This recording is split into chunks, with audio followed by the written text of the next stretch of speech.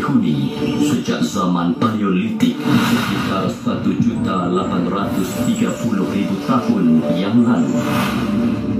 Kawasan yang diiktiraf sebagai tapak warisan dunia UNESCO serta geopark kebangsaan. Sejarah panjang yang menyimpan sekian banyak legasi hingga ke hari ini. Terletak di utara semenanjung Malaysia, di dalam negeri Perak, penduduk di lembah ini kini masih kaya dengan kehidupan berbudaya serta kearifan tempatan. Bersama kita menelusuri kisah-kisah masyarakat, warisan dan budaya di lembah ini. Rangkuman kisah tradisi dan kontemporari masyarakat yang masih mengekalkan jati diri di bumi istimewa ini. Ini kisah tentang Lembah Lenggong.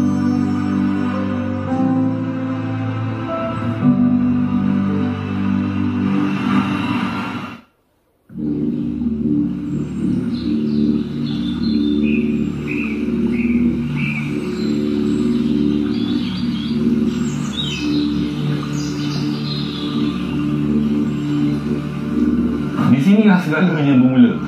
Penempatan awal manusia dah dijumpai lebih daripada 1 juta tahun yang dahulu di kawasan Bukit Bunuh. Kita ada arkeologi, kita ada juga cerita-cerita sejarah yang cukup banyak yang belum dieksplor lagi. Saya cuba nak lebih mengenali apakah dia UNESCO World Heritage Site di Lenggong ni. Jadi saya mula membuat kajian.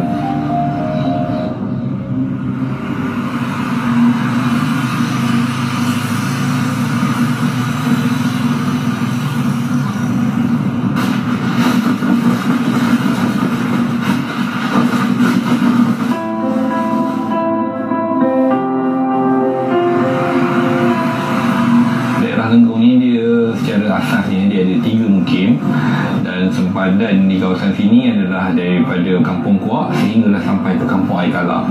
Dan di sini ada lebih kurang dalam 19 buah kampung.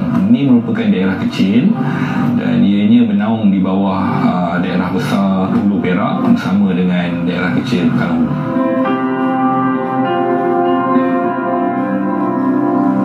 Dari segi PBT, pihak berkuasa tempatan kerajaan negeri telah pun mengarahkan semua pihak berkuasa tempatan, majlis-majlis daerah, majlis-majlis bandaran untuk membuka satu unit pelancongan di PBT masing-masing. Dan pihak majlis daerah Lenggong sendiri telah pun menubuhkan satu unit pelancongan, dan di situ kita catkan kita punya tujuan, kita punya asas dan kita punya planning untuk pembangunan pelancongan, dan juga dalam masa yang sama mengekalkan UNESCO World Heritage Site yang telah pun 10 tahun di sini, serta geopark Lenggong yang baru saja diiktiraf pada 16 Disember 2021. Di sinilah segalanya bermula. Penempatan awal manusia dah dijumpai lebih daripada 1 juta tahun yang dahulu di kawasan Bukit Bunuh, dan selepas tu dia berterusan penempatan tu sehingga hari ini.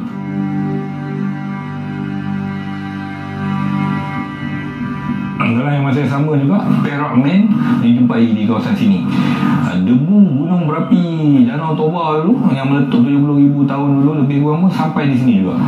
Dan di sini banyak kesan-kesan tu, serta dalam masa yang sama bukan saja daripada aspek arkeologi dan geopark ni, tetapi juga daripada aspek budayanya. Masyarakat di sini, kawasan kampungnya masih lagi terpelihara dan masih lagi ada mengamalkan adat-adat yang lama.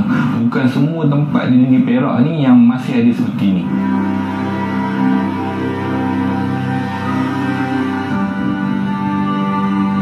Dalam perancangan kami antara agensi dan juga pemimpin tempatan ialah approach approach masyarakat komuniti ni melalui ketua-ketua kampung secara berkala, dan program-program perlu melibatkan dia orang.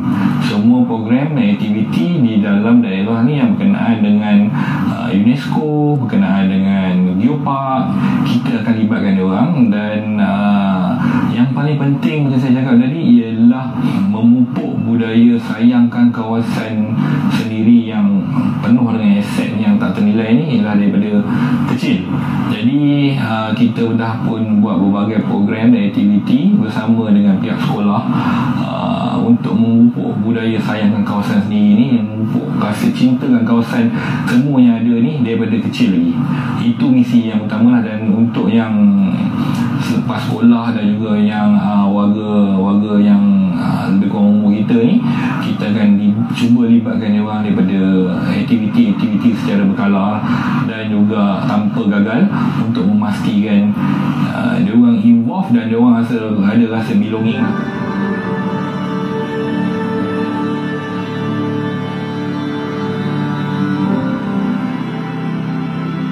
Kerjasama kerajaan negeri dan juga federal untuk Lenggong tahun ni memang sangat baik lah. Dan kami adalah daerah yang kecil, jadi memang sangat-sangat memerlukan peruntukan untuk pembangunan, terutamanya dari segi infra lah. Kedai-kedai gerai untuk penambahan masyarakat yang untuk berniaga ni, kedai-kedai runcit yang baru, gerai-gerai majlis yang baru, dan dalam masa yang sama juga pembangunan infra di kawasan pelancongan lah.